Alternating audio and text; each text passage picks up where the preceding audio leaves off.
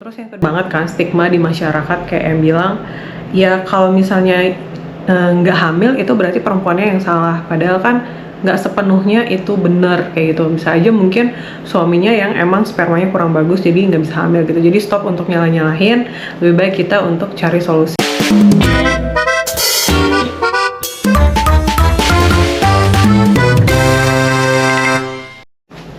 Hai guys, welcome to my channel. Buat kalian yang udah klik video ini, aku mau ngucapin terima kasih banyak.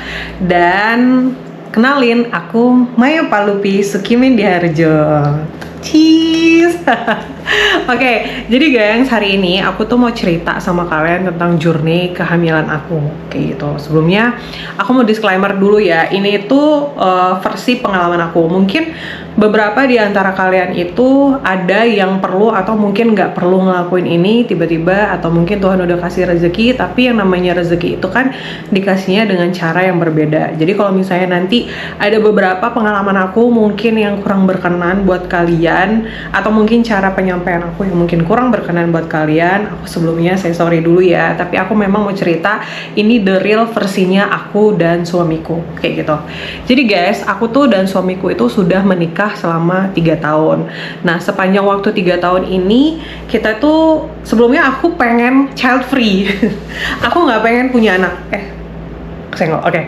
Sebelumnya aku tuh pengennya tuh child free kayak gitu. Aku nggak pengen punya anak karena waktu itu aku ngerasa kayak ngapain sih punya anak in this ekonomi yang semua serba mahal kayak gitu. Jadi terus aku juga nggak terlalu suka dengan anak kecil. Jadinya ya udahlah ya beb, kita child free aja kayak gitu. Aku bilang sama suamiku kayak gitu. Dan awalnya suamiku itu setuju gitu. Tapi aku nggak tahu ini tuh sebenarnya deep di dalam hatinya dia setuju atau enggak, atau cuman sekadar di mulutnya aja karena memang dia nggak mau nyakitin hati aku atau gimana. Dia bilang ya udah kita child free kayak gitu. Nah itu awalnya gitu kan. Aku nggak pengen punya anak kayak gitu. Udah. Tapi seiring berjalannya waktu, seiring berjalannya usia, kita udah memasuki usia 30 tahun di tahun ini 2025. Terus beberapa teman-teman dekat kita yang sudah menikah itu juga sudah punya anak. Dilihat kayak kehidupan mereka tuh seru ya kalau misalnya punya anak kayak gitu. Nah, mungkin dari suamiku ini dia ada keinginan untuk dia punya anak gitu. Tapi aku masih tetap kekeh dengan pendirian aku nggak pengen punya anak kayak gitu. Malas, aku nggak mau ngurusnya dan nggak pengen ribet dengan aku nggak mau bangun tengah malam dan ini ya aku dengan keegoisanku sendiri kayak gitu. Sampai akhirnya satu kali dia mulai kode sama aku dan bilang sama aku kayak kita minggu depan ke dokter kandungan yuk kayak gitu. Aku bilang mau ngapain ke dokter kandungan, kayak ya nggak apa-apa kita mau ngecek aja kayak gitu. Cuman aku ngerasa kayaknya nih bapak satu pengen punya anak nih kayak gitu. Terus dia udah mulai kirimin aku video-video bayi yang lucu-lucu kayak gitu, sampai aku akhirnya ngerasa kayak ya udah deh kayak gitu. Ini toh juga kalau misalnya kita punya anak kan ini anak kita berdua ya kayak gitu. Ya udahlah kita coba aja kayak gitu. Akhirnya aku sama suamiku memutuskan untuk pergilah kita ke dokter kandungan. Nah sampai ke dokter kandungan waktu itu kita dicek lah, aku yang dicek sih, kalau suamiku nggak, cuman ada diskusi singkat aja kayak gitu.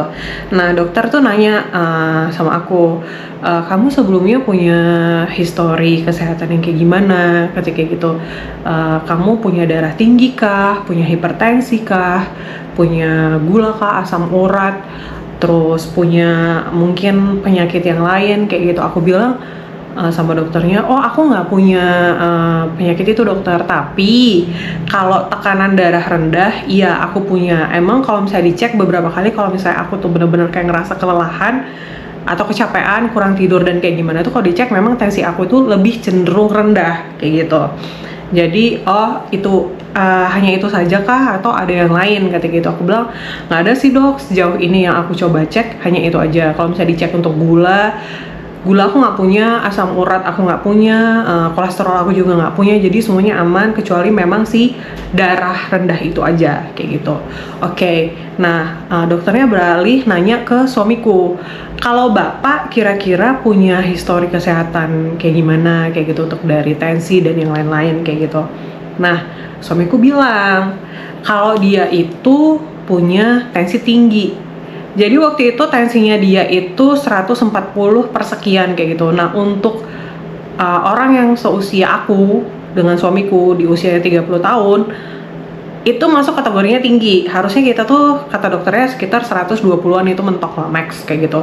Kalau di atas itu, dan juga diperhatiin untuk pernya berapa ya kayak gitu. Nah kalau misalnya di atas itu berarti masuknya udah darah tinggi. Nah dari dokter saranin coba untuk diturunkan dulu tensinya. Kalau misalnya aku kan darah rendah nggak mungkin diturunin lagi dong, otomatis aku dijaga untuk pola makan, istirahat, makannya dan yang lain-lain. Nah kalau untuk suamiku itu diturunin lah tensinya. Sama satu lagi, pas dilihat dari postur, ditanyakan bapak tingginya berapa, kayak berat badannya berapa, ternyata suamiku tuh masuk kategori yang overweight. Dia tuh tingginya 183, beratnya 124 waktu kita konsul ya. Jadi dokter nyaranin coba bapak untuk turunin berat badan, terus olahraga, sama makannya itu diatur. Jujur selama ini aku sama suamiku kan ceritanya nih kita berdua sama-sama kerja ya, jadi kita makan itu ya makan aja. Jarang banget kita kayak ya udahlah makan ini gitu, kayak yang jatuhnya tuh makannya tuh enak di mulut gitu, kurang memperhatikan untuk nutrisi kayak makan sehat, makan buah, makan sayur, serat, vitamin dan yang lain-lain itu emang agak kurang ya, karena kayak ya udahlah capek kayak gitu. Jadi kita kalau misalnya makan ya udah GoFood, makan ya Shopee, makan ya mana kayak gitu. Pokoknya lebih sering kita beli dibanding kita masak. Kalaupun masak juga makannya paling ya udah cuman gitu-gitu aja. Nah ternyata kata dokter itu mesti diperbaikin, jadi diperbanyak makan buah, serat dan juga protein, terus minum vitamin juga. Waktu itu dokter ada saranin, tapi aku benar-benar lupa vitaminku tuh apa kayak gitu. Tapi jadinya aku tuh hanya minum vitamin yang ada di rumah aja, karena waktu itu memang aku ada stok vitamin, jadi aku minumnya yang ada aja lah intinya kayak gitu. Nah terus setelah ngobrol-ngobrol sama dokternya tadi, dokter melakukan satu pengecekan, yaitu aku di USG sama dokternya, dicek bagian perut aku, rahim aku sama dokternya. Ini dilihat kira-kira ada kendala nggak dengan rahim aku kayak gitu. Nah sambil ngecek rahim, dokternya juga ada nanya kayak, ibu setiap bulan itu menstruasinya lancar atau enggak, ada problem nggak, menstruasinya sakit nggak atau gimana kayak gitu. Aku bilang sama dokternya kayak nggak ada dok, semuanya aman. Aku menstruasi tiap bulan lancar, nggak pernah kesendat, selalu datang tepat pada waktunya. Terus habis itu kalau misalnya menstruasinya sakit atau enggak, aku bilang sakitnya itu masih bisa ditoleransi. Ya sakit pada umumnya aja, bukan sakit yang berlebihan, nggak yang sampai pucat, pingsan atau kayak gimana gitu, enggak. Jadi ya sesuai dengan sakitnya aja ya. Gimana sih sakitnya datang bulan kayak gitu. Terus ada problem atau gimana? Aku bilang nggak ada ya, cuman itu. Oh ya udah. Jadi terakhir setelah kita ketemu sama dokternya ada juga kasih saran juga rekomendasi sama kita.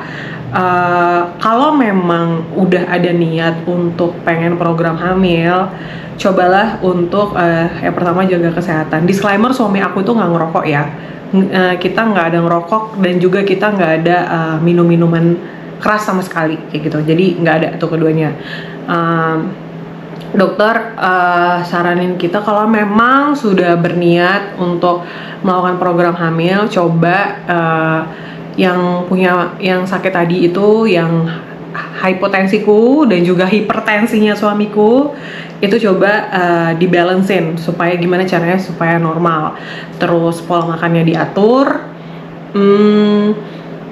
olahraga dan juga stresnya juga diatur kayak gitu. Nah jangan lupa juga minum vitamin, karena lebih baik si ibunya atau akunya itu dalam persiapan hamil itu cadangan vitamin di badan aku itu udah ada, dibanding pada saat pas di situ aku hamil, di situ baru aku minum vitamin kayak gitu. Jadi dijelasin sama dokternya kayak gitulah. Jadi ya udah, makanya aku minum vitamin kayak gitu. Nah, tingkat lebih lanjutnya lagi, kalau memang sudah dicoba nih, sudah minum vitamin, sudah sudah olahraga, sudah atur kesehatan dan yang lain-lain, ternyata dalam jangka waktu berapa bulan waktu itu ya, sebulan atau 2 bulan kayak gitu belum ada perubahan, nanti dilakukan analisis sperma katanya. Jadi dia udah rekomendasiin untuk nanti analisis spermanya itu nanti di mana kayak itu udah ada dikasih tahu. Nah, itu adalah tahap lanjutan yang bisa aku lakukan sama suamiku kalau memang ternyata belum ada nih tanda-tanda kehamilan di aku kayak gitu. Puji Tuhannya, sebelum aku sama suamiku memutuskan untuk melakukan tes analisis sperma itu, aku sudah hamil duluan. Aku hamil duluan. Sudah 7 bulan. jadi aku udah hamil duluan, gengs. Jadi nggak jadilah kita lakukan analisis sperma itu kayak gitu. Jadi setelah aku hamil, kita mulai concern nih. Aku mulai concern nih dengan kehamilanku, karena ini kan baru pertama kan.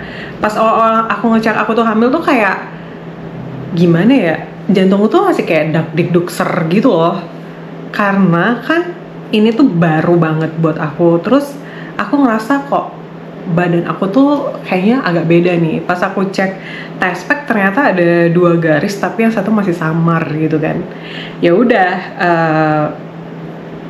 akhirnya aku pergi ke puskesmas, terus kontrol semua, cek semua, terus aku dikasih vitamin, dicek perut aku, dibilang katanya nanti kalau misalnya ini kan masih awal-awal jadi belum bisa di USG. Di puskesmasnya itu alat USG-nya masih belum support waktu itu. Jadinya ya udah, aku pulang, terus aku bilang sama suami aku, nanti kita ke rumah sakit yang lebih besar ya, kayak kita cek ini tuh aku beneran hamil atau enggak gitu. Pas dicek ke dokter kandungannya, ternyata benar aku hamil. Waktu itu ada di monitor tuh, ibu ini udah ada kantongnya ya gitu, tapi masih kayak kecil banget gitu. Aku bilang kayak, ya ampun aku beneran hamil ternyata. Ya udah, itu sukacita banget lah buat kita berdua kayak gitu. Setelah aku dan suamiku itu ngecek di rumah sakit, terus kita kayak aku gimana ya, kalau misalnya dibilang denial sih bukan denial, cuman kayak masih beneran nih aku hamil kayak gitu. Ya udahlah, kita tanya sama beberapa teman kita kayak, ini kalau hamil tuh masih gimana sih gitu. Misalnya aku juga jejak pendapat sama mereka yang sudah, teman-teman kita yang sudah hamil, terus mereka kasih saran sama kita at the end kayak nanti gini ya kayak gitu. Udah. Nah, pelajaran yang aku ambil di awal-awal ini waktu pas aku hamil ini adalah, guys, kalau misalnya kalian itu emang ada niatan pengen punya anak kayak gitu, cobalah untuk pertama cek kesehatan dari diri kalian masing-masing. Jangan pernah saling nyalahin pasangan kalian, karena kita nggak pernah tahu di antara kalian itu siapa yang sehat, siapa yang nggak sehat, atau mungkin memang keduanya sehat tapi emang belum dikasih Tuhan aja gitu. Soalnya kan banyak banget kan stigma di masyarakat kayak yang bilang, ya kalau misalnya nggak hamil itu berarti perempuannya yang salah, padahal kan nggak sepenuhnya itu benar kayak gitu. Bisa aja mungkin suaminya yang emang spermanya kurang bagus jadi nggak bisa hamil gitu. Jadi stop untuk nyalah-nyalahin, lebih baik kita untuk cari solusi. Terus yang kedua yang aku alamin sendiri ketika hamil itu adalah aku mulai open dan aku mulai nanya-nanya sama beberapa teman-teman aku yang udah hamil duluan, yang sudah melahirkan, kayak mereka itu waktu hamil itu gimana journey pengalaman mereka. Nah, mereka tuh nanti akan cerita sendiri ke aku, kayak ada beberapa hal yang mungkin mereka itu nyesel kenapa mereka ngelakuinnya belakangan, dan gimana pengalaman di mereka tuh, jadi kayak aku bisa belajar banyak dari mereka kayak gitu. Nah, so far sih selama aku hamil dari mulai awal sampai sekarang udah mau masuk ke 7 bulan, aku nggak ada nyidam yang aneh-aneh, aku nggak ada keinginan yang aneh-aneh, semuanya smooth berjalan. Muntah mual itu juga enggak. Jadi tapi balik lagi ya, ini tuh tergantung dari si perempuan masing-masing kayak gitu loh, nggak bisa disamaratakan kayak kalau nyidam itu hanya stigma atau ini aja gitu. Ada juga yang ngomong sama aku kayak gitu masalahnya, tapi kayak jangan ya guys kayak gitu. Nah, kita hormatin dia dengan perubahan yang ada dalam badannya dia. Jadi kalau misalnya dia ngerasa ngeluh atau kayak gimana, kita support aja, please jangan judge ibu hamil, karena memang yang aku alamin itu perubahan kehamilan itu memang buat mood itu up and down banget kayak gitu. Terus apa lagi ya mau aku ceritain? Kayaknya segini dulu aku cerita pengalaman kehamilan aku. Nanti kalau misalnya ada lagi yang mau aku ceritain, aku akan update lagi videonya ke kalian. Kalau misalnya kalian ada mau nanya-nanya, nanti di komen aja ya. Aku akan bantu jawab satu persatu sebisa aku. Terus doain aku guys, semoga lancar-lancar nanti persalinannya. Aku HPL Januari 2026 by the way, sebentar lagi. Pokoknya doain semoga lancar. Dan aku juga berdoa buat kalian yang lagi nonton ini, yang mungkin pengen hamil, yang mungkin dalam program hamil, atau mungkin pengen nambah anak lagi. Aku doain semoga apa yang kalian inginkan dikabulkan oleh Tuhan Yang Maha Kuasa. Amin. Oke guys, thank you so much buat kalian yang udah nonton dan udah klik video ini, udah stay sampai di akhir video ini. Sampai ketemu di video berikutnya. Bye bye. Love you.